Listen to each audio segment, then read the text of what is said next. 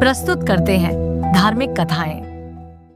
अर्जुन के जीवन का वो पल जब वो खुद के अंदर एक संघर्ष महसूस कर रहे थे।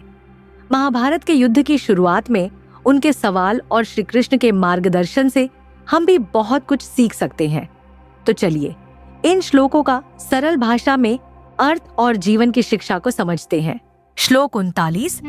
कुलक्षये प्रणश्यन्ति कुल धर्मा सनातना धर्मे नष्टे कुलम कृत्स्नम धर्मो विभवत्युत। इस श्लोक में अर्जुन कह रहे हैं कि जब किसी कुल परिवार का विनाश होता है तो उस कुल के सनातन धर्म, पारंपरिक और धार्मिक रीति रिवाज नष्ट हो जाते हैं। धर्म के नष्ट होने पर पूरा परिवार अधर्म, अनैतिकता में डूब जाता है। यहाँ अर्जुन परिवार के धार्मिक और नैतिक मूल्यों के महत्व को समझा रहे हैं। यह संदेश हमें हमारे पारिवारिक और नैतिक मूल्यों की याद दिलाता है। दोस्तों, जब हम जीवन में कठिन समय से गुजरते हैं या अपने निजी स्वार्थों में उलझ जाते हैं तो अक्सर हम अपने पारिवारिक दायित्वों और मूल्यों को भूल जाते हैं, जो कि गलत है।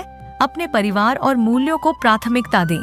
छोटे छोटे अनुष्ठान जैसे परिवार के साथ समय बिताना, परंपराओं को मानना और सबकी भलाई के लिए काम करना जीवन को संतुलित और सुखद बनाता है। श्लोक 40। अधर्माभिभवात् कृष्ण प्रदुष्यन्ति कुलस्त्रियः स्त्रीषु दुष्टासु वा श्रेणेय जायते वर्ण संकरा। इस श्लोक में अर्जुन कहते हैं कि जब अधर्म बढ़ता है तो परिवार की स्त्रियां प्रभावित होती हैं और उनका नैतिक पतन हो जाता है। इसके परिणाम स्वरूप वर्ण संकर उत्पन्न होता है, जो समाज में असंतुलन और अराजकता का कारण बनता है।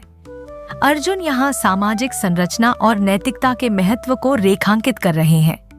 यह हमें याद दिलाता है कि परिवार में स्त्रियों का सम्मान और उनकी सुरक्षा कितनी महत्वपूर्ण है।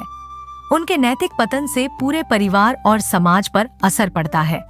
दोस्तों, अपने परिवार में महिलाओं का सम्मान और उनकी आवाज को महत्व दें। उनके आत्मनिर्भरता और सशक्तिकरण पर ध्यान दें ताकि परिवार और समाज मजबूत बने। श्लोक 41। संकरो नरकायैव कुलघ्नानां कुलस्य च पतन्ति पितरो ह्येषां लुप्तपिण्डोदकक्रियाः। इस श्लोक में अर्जुन वर्ण संकर के परिणामों को बताते हैं।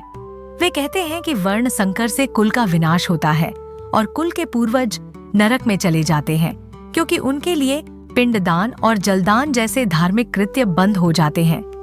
यह श्लोक परिवार और पूर्वजों के प्रति कर्तव्यों के महत्व को दर्शाता है। यह संदेश है कि जब हम अपने नैतिक कर्तव्यों से दूर हो जाते हैं तो इसका प्रभाव सिर्फ हम पर नहीं बल्कि हमारे पूर्वजों और आने वाली पीढ़ियों पर भी पड़ता है। इसलिए अपनी जड़ों से जुड़े रहें और अपनी संस्कृति व परंपराओं का पालन करें। जीवन में संतुलन बनाए रखें और अपने कार्यों को ऐसा बनाएं कि भविष्य में लोग आपको सकारात्मक रूप से याद रखें। इन श्लोकों में अर्जुन परिवार, समाज और धर्म के आपसी संबंधों को समझाने की कोशिश कर रहे हैं। यह उनके नैतिक और भावनात्मक संघर्ष को भी दर्शाता है